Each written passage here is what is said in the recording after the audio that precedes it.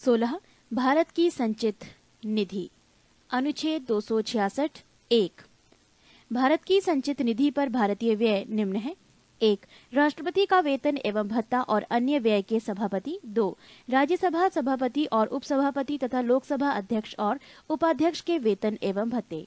3 सर्वोच्च न्यायालय एवं उच्च न्यायालय के न्यायाधीशों का वेतन, भत्ता तथा पेंशन। 4 भारत के नियंत्रक महालेखा परीक्षक का वेतन, भत्ता तथा पेंशन। 5 ऐसा ऋण भार जिनका दायित्व भारत सरकार पर है। 6 भारत सरकार पर किसी न्यायालय द्वारा ही दी गई डिक्री या पंचाट। 7 कोई अन्य व्यय जो संविधान द्वारा या संसद विधि द्वारा इस प्रकार भारित घोषित करे। 17 भारत की आकस्मिकता निधि।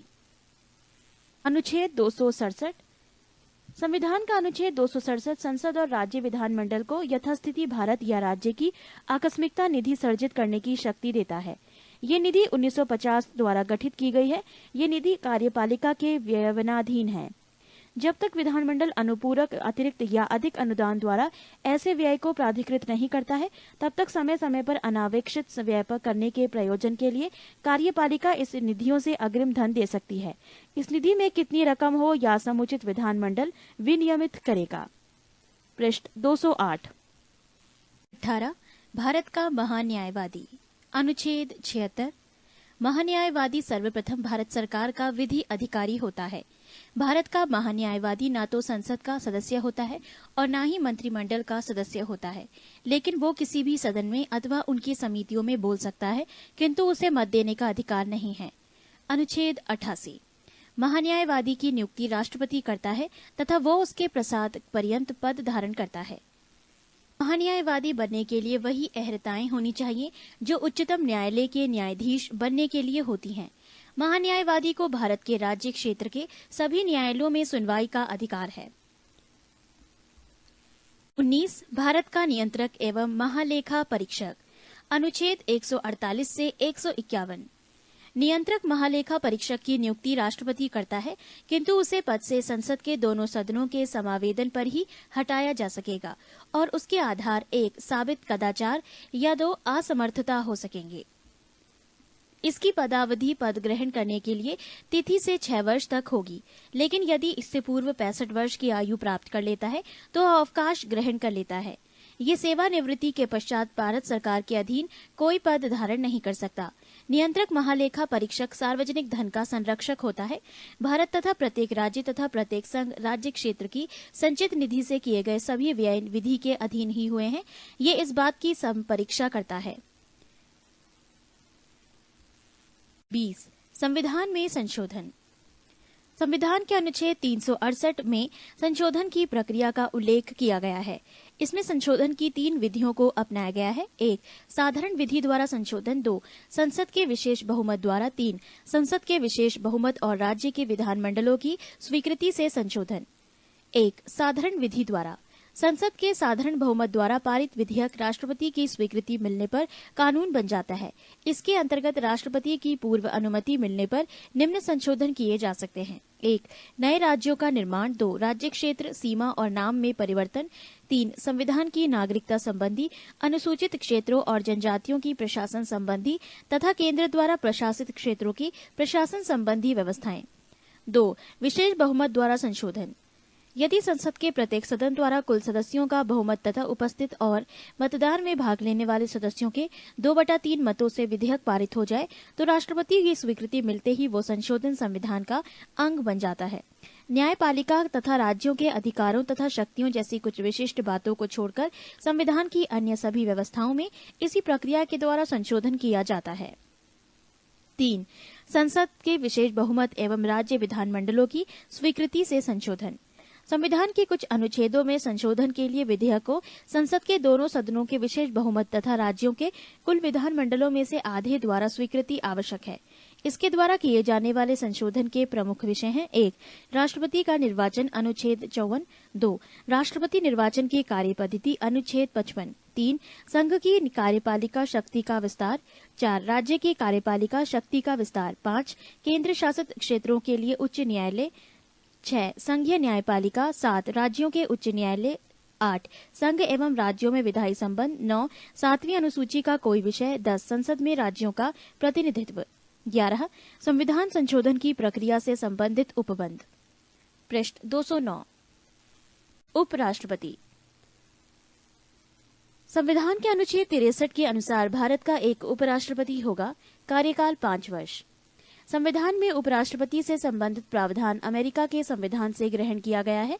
भारत का उपराष्ट्रपति राज्यसभा का पदेन सभापति होता है। उपराष्ट्रपति राज्यसभा का सदस्य नहीं होता है, अतः इसे मतदान का अधिकार नहीं है। उपराष्ट्रपति किंतु सभापति के रूप में निर्णायक मत देने का अधिकार उसे प्राप्त है। योग्यता।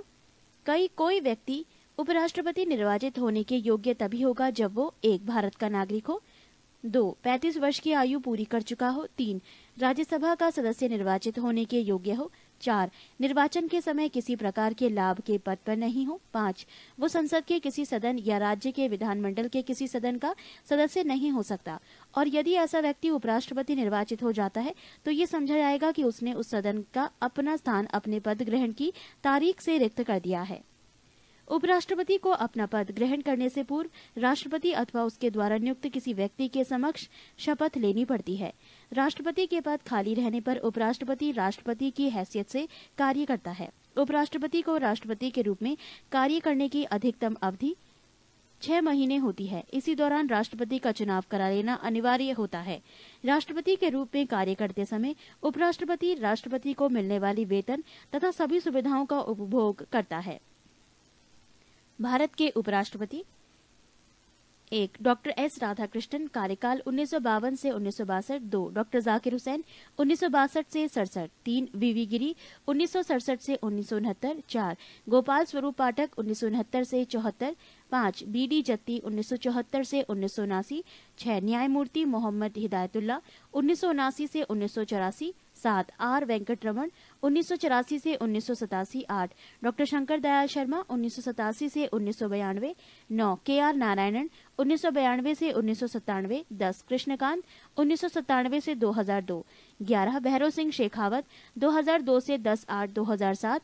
12. हामिद अंसारी, 11/8/2007 से अभी तक। पृष्ठ 203। प्रधानमंत्री एवं मंत्री परिषद। संविधान के अनुच्छेद 74 के अनुसार राष्ट्रपति को उसके कार्यों के संपादन व सलाह देने हेतु एक मंत्री परिषद होती है, जिसका प्रधान प्रधानमंत्री होता है। संविधान के अनुच्छेद 75 के अनुसार प्रधानमंत्री की नियुक्ति राष्ट्रपति करेगा और अन्य मंत्रियों की नियुक्ति राष्ट्रपति प्रधानमंत्री की सलाह पर करेगा। मंत्री परिषद का सदस्य बनने के लिए वैधानिक दृष्टि से यह आवश्यक है कि व्यक्ति संसद के किसी सदन का सदस्य हो। यदि व्यक्ति मंत्री बनते समय संसद सदस्य नहीं हो तो उसे 6 महीने के अंदर संसद सदस्य बनना अनिवार्य है, नहीं तो उसे अपना पद छोड़ना होगा। पद ग्रहण से पूर्व प्रधानमंत्री सहित प्रत्येक मंत्री को राष्ट्रपति के सामने पद और गोपनीयता की शपथ लेनी होती है। सभी मंत्रियों, राज्य मंत्रियों और उप मंत्रियों को निःशुल्क निवास स्थान तथा अन्य सुविधाएं प्राप्त होती हैं। मंत्री परिषद सामूहिक रूप से लोकसभा के प्रति उत्तरदायी होती है।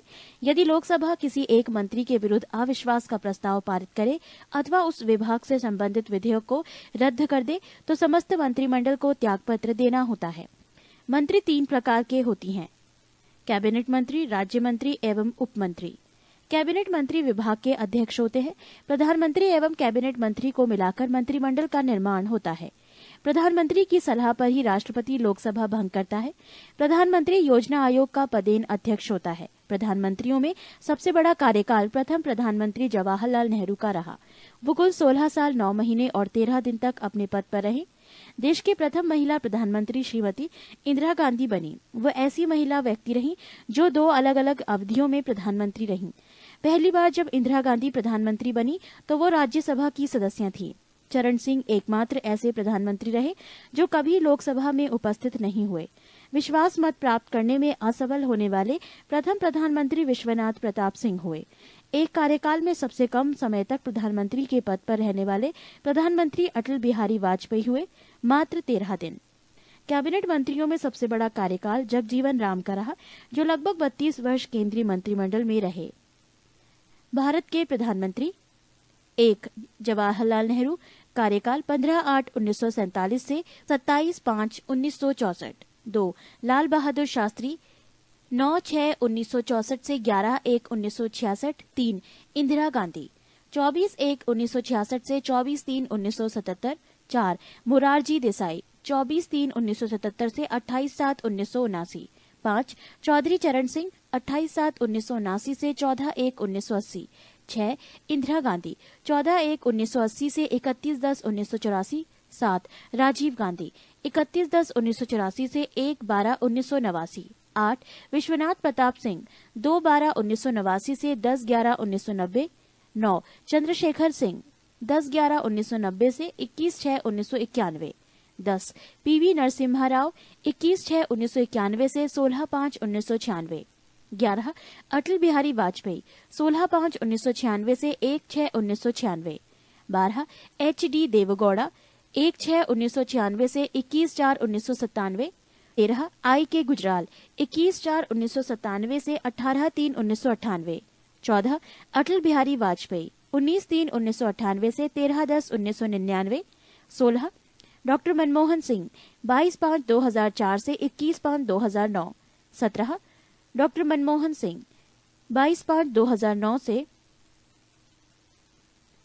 डैश नोट गुलजारी लाल नंदा 27 मई 1964 से 9 जून 1964 तक एवं 11 जनवरी 1966 से 24 जनवरी 1966 तक कार्यवाहक प्रधानमंत्री बने।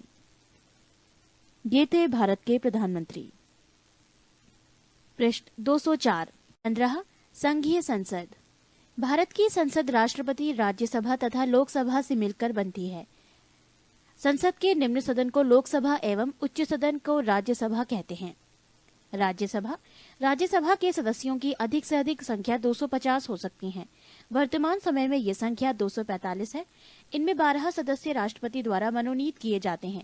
ये ऐसे व्यक्ति होते हैं जिन्हें कला, साहित्य, विज्ञान, समाज सेवा या सहकारिता के क्षेत्र में विशेष ज्ञानी या अनुभवी हैं।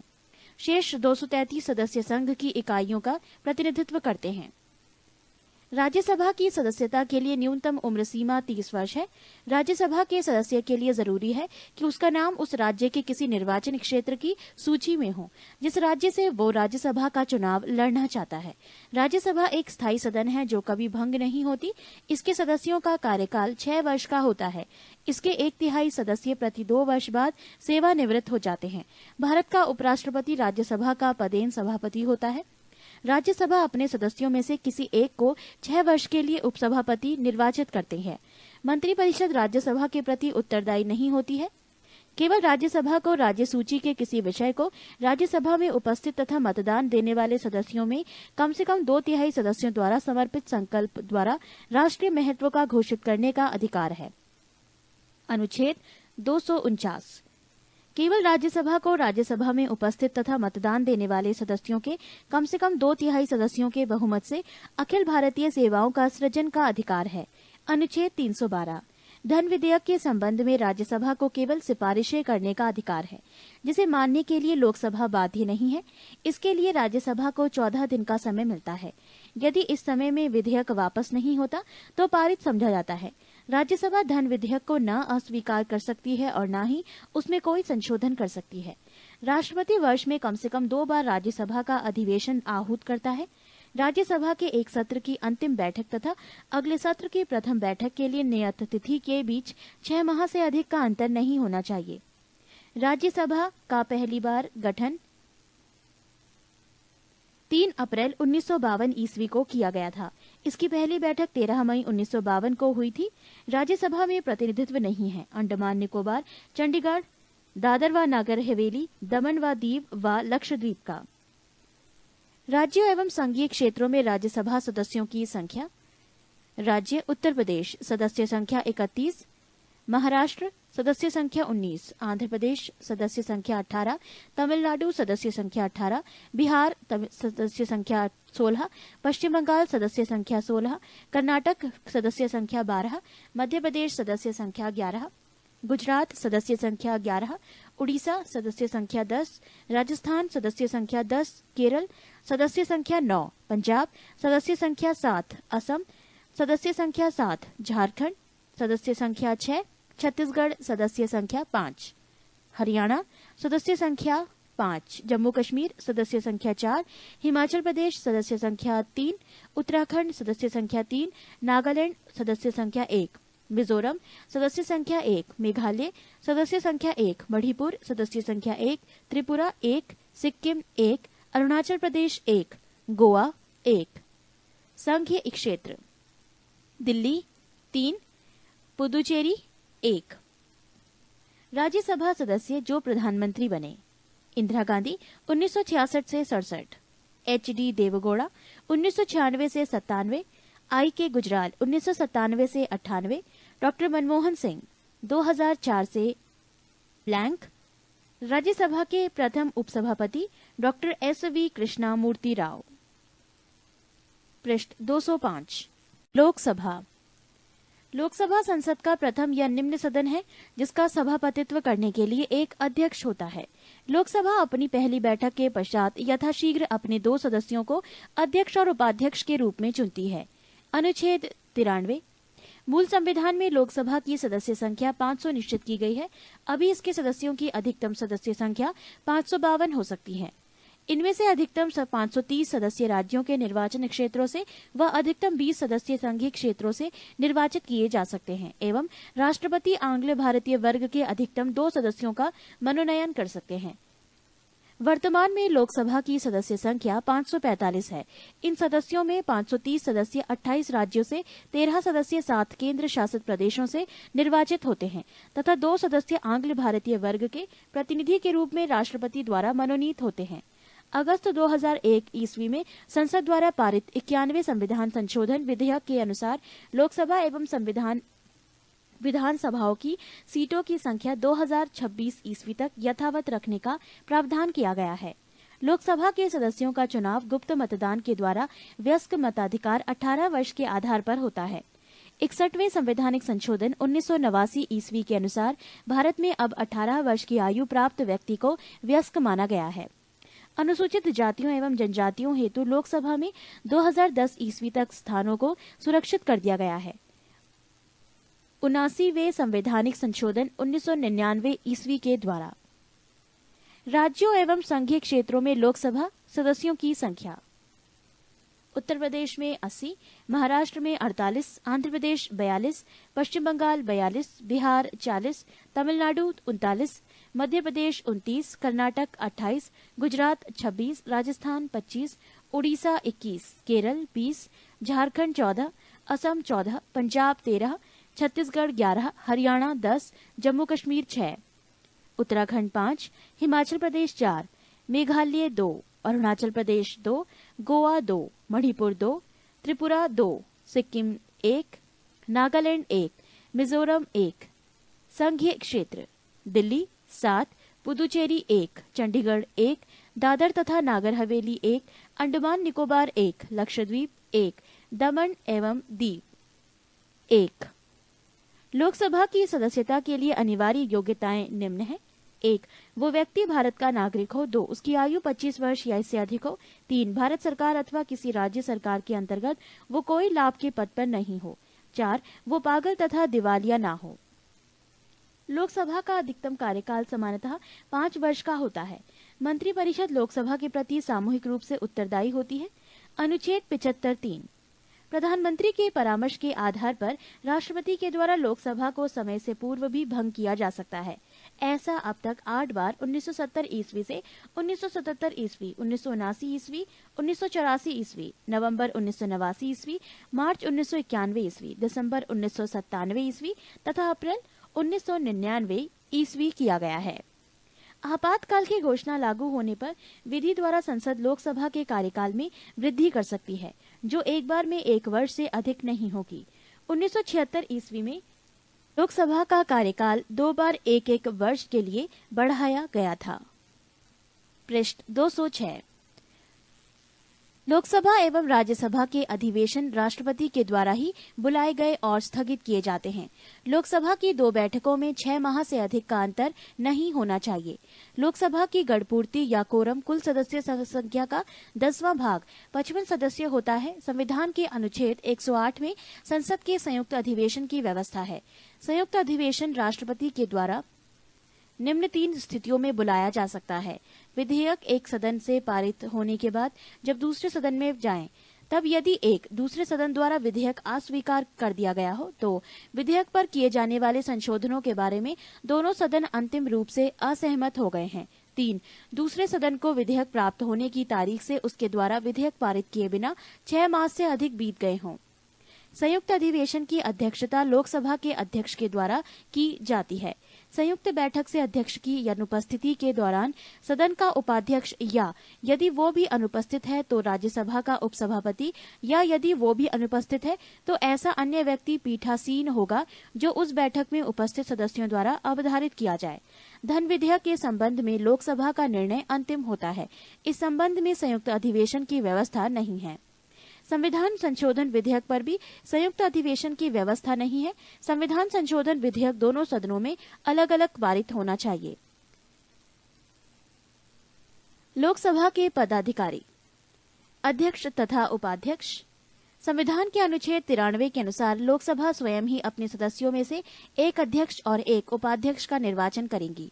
अध्यक्ष उपाध्यक्ष को तथा उपाध्यक्ष अध्यक्ष को त्यागपत्र देता है। लोकसभा के अध्यक्ष अध्यक्ष के रूप में शपथ नहीं लेता बल्कि सामान्य सदस्य के रूप में शपथ लेता है। 14 दिन के पूर्व सूचना देकर लोकसभा के तत्कालीन समस्त सदस्यों के बहुमत से पारित संकल्प द्वारा अध्यक्ष तथा उपाध्यक्ष को पद से हटाया जा सकता है। लोकसभा के भंग होने की स्थिति में अध्यक्ष अपना पद अगली लोकसभा की पहली बैठक होने तक रिक्त नहीं करता है।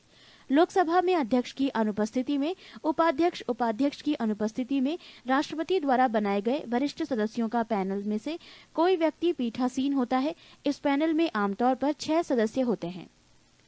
लोकसभा के अध्यक्ष। पहली लोकसभा अध्यक्ष गणेश वासुदेव मावलंकर, एम अनंत शयनम आयंगर। दूसरी लोकसभा एम अनंत शयनम आयंगर। तीसरी लोकसभा हुकुम सिंह। चौथी नीलम संजीव रेड्डी, गुरुदयाल सिंह ढिल्लो। पांचवी लोकसभा गुरुदयाल सिंह ढिल्लो, बलिराम भगत। छठी नीलम संजीव रेड्डी के पास हेगड़े। सातवीं बलराम जाखड़। आठवीं बलराम जाखड़। नौवीं रवि राय। 10वीं शिवराज वी पाटिल। 11वीं पी.ए. संगमा। 12वीं जी.एम.सी. बालयोगी। 13वीं जी.एम.सी. बालयोगी मनोहर गजानंद जोशी। 14वीं लोकसभा अध्यक्ष सोमनाथ चटर्जी। 15वीं मीरा कुमार। लोकसभा के अध्यक्ष के कार्य एवं अधिकार। 1. सदन के सदस्यों के प्रश्नों को स्वीकार करना, उन्हें नियमित करना व नियम के विरुद्ध घोषित करना। 2. किसी विषय को लेकर प्रस्तुत किया जाने वाला कार्य स्थगन प्रस्ताव अध्यक्ष की अनुमति से पेश किया जा सकता है। 3. वो विचाराधीन विधेयक पर बहस रुकवा सकता है। 4. संसद सदस्यों को भाषण देने की अनुमति देना और भाषणों का क्रम व समय निर्धारित करना। पृष्ठ 207। 5. विभिन्न विधेयक व प्रस्तावों पर मतदान करवाना व परिणाम घोषित करना तथा मतों की समानता की स्थिति में निर्णायक मत देने का अधिकार है। 6. संसद व राष्ट्रपति के मध्य होने वाला पत्र व्यवहार करना तथा कोई विधेयक धन विधेयक है या नहीं इसका निर्णय करना। 7. अध्यक्ष द्वारा धन विधेयक के रूप में प्रमाणित विधेयक की प्रकृति के प्रश्न पर न्यायालय में या किसी सदन में या राष्ट्रपति द्वारा विचार नहीं किया जाएगा। लोकसभा में विपक्ष के नेता को राजकोष से वेतन प्राप्त होता है तथा उसे कैबिनेट स्तर के मंत्री के समान समस्त सुविधाएं प्राप्त होती हैं। प्रथम लोकसभा का कार्यकाल 17 अप्रैल 1952 से 4 अप्रैल 1957 तक रही। प्रथम लोकसभा का अध्यक्ष श्री जी.वी. मावलंकर एवं उपाध्यक्ष श्री अनंत शयनम थे। नोट: क्षेत्रफल के दृष्टिकोण से सबसे बड़ा लोकसभा क्षेत्र लद्दाख, जम्मू कश्मीर एवं सबसे छोटा लक्षद्वीप है। अमेरिकी राष्ट्रपति जो भारतीय संसद में बोले। 1. D D. Eisenhower 1959। 2. Jimmy Carter 1978। 3. Bill Clinton 2000। 4. Barack Obama 2010। अमेरिकी राष्ट्रपति जो भारत आए लेकिन संसद नहीं पहुंचे। 1. Richard Nixon 1969। 2. George W Bush 2006। संसद सदस्यों से संबंधित कुछ विशेष बातें। किसी संसद सदस्य की योग्यता अथवा अयोग्यता से संबंधित प्रश्न का अंतिम विनिश्चय चुनाव आयोग की सलाह से राष्ट्रपति करता है। एक समय एक व्यक्ति केवल एक ही सदन का सदस्य रह सकता है। यदि कोई सदस्य सदन की अनुमति के बिना 60 दिनों की अवधि से अधिक समय के लिए सदन के सभी अधिवेशनों से अनुपस्थित होता है तो सदन उसकी सदस्यता समाप्त कर सकता है। संसद सदस्यों को संसद की बैठक के पूर्व या बाद 40 दिन की अवधि के दौरान गिरफ्तारी से मुक्ति प्रदान की गई है। गिरफ्तारी से ये मुक्ति केवल सिविल मामलों में है। आपराधिक मामले अर्थात निवारक निरोध की विधि के अधीन गिरफ्तारी से छूट नहीं है।